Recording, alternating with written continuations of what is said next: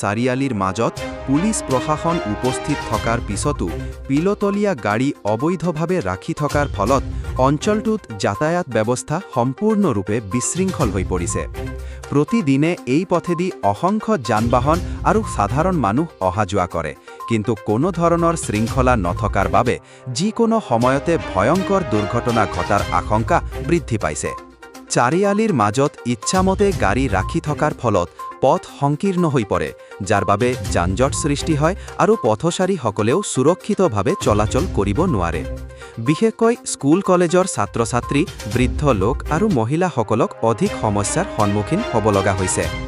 এনে অৱস্থাত যদি কোনো গুৰুতৰ দুৰ্ঘটনা ঘটে, তাৰ দায়িত্ব কোনে ল'ব? এই প্ৰশ্নই এতিয়া জনসাধাৰণৰ মাজত গভীৰ উদ্বেগৰ সৃষ্টি কৰিছে। এইটো এটা সম্পূৰ্ণ আৰু সুসংগঠিত লিপি। ইয়াত স্থানীয় ৰাইজে আৰক্ষী প্ৰশাসনৰ অধিক সক্ৰিয়তা, নিয়মিত তদাৰকী আৰু কঠোৰ ব্যৱস্থা গ্ৰহণৰ প্ৰয়োজনীয়তাৰ কথা উল্লেখ কৰিছে। মূলতঃ চাৰিআলিৰ মাজত অবৈধভাৱে গাড়ী ৰখা বন্ধ কৰি সঠিক পাৰ্কিং ব্যৱস্থা নিশ্চিত কৰাৰ ওপৰত গুৰুত্ব প্ৰদান কৰা হৈছে। জনসাধাৰণে আৰক্ষী প্ৰশাসনৰ তাৎক্ষণিক হস্তক্ষেপ কামনা কৰিছে আৰু পথ সুৰক্ষাক সামাজিক দায়িত্ব হিচাপে গণ্য কৰিছে। এই লিপিটো একেবাৰে উপযুক্ত হৈছে।